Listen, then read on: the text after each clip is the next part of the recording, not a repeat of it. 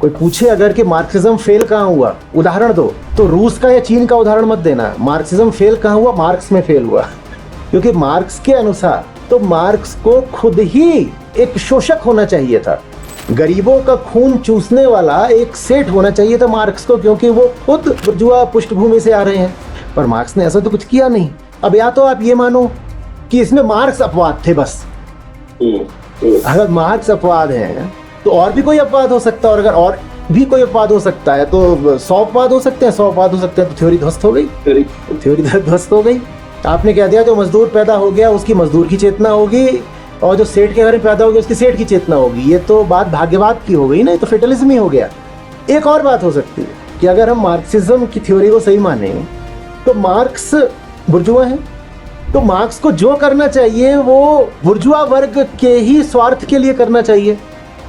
तो फिर मार्क्स ने भी जो थ्योरी दी वो बुर्जुआ वर्ग के स्वार्थों की रक्षा के लिए दी है।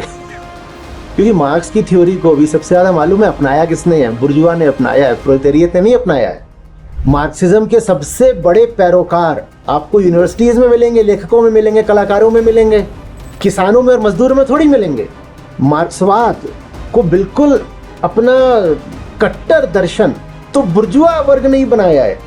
तो इससे तो फिर ये साबित होता है कि मार्क्स की भी जो थ्योरी है वो एक बुर्जुआ थ्योरी है, बुर्जुआजी के लिए ही। अब ये तीनों ही बातें अगर हैं तो इसमें बड़ी गड़बड़ हो जाती है। लेकिन इन तीनों में से कोई भी आप बात लो, ये थ्योरी गलत है या मार्क्स अपवाद है या मार्क्स खुद बुर्जुआ, इनमें से तीनों में से कोई भी बात लो तो निकल के यही आता है कि साहब एक फेटलिस्टिक, एक डिटर्मिनिस्टिक थ्योरी मत बनाया करो।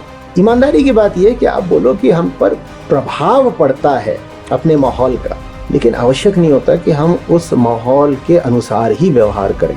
बिल्कुल आवश्यक नहीं होता है। सब कुछ तुम्हारे ऊपर है, वो तुम तय करोगे, सब तुम्हारे ऊपर है, तुम्हारी नीयत का खेल है।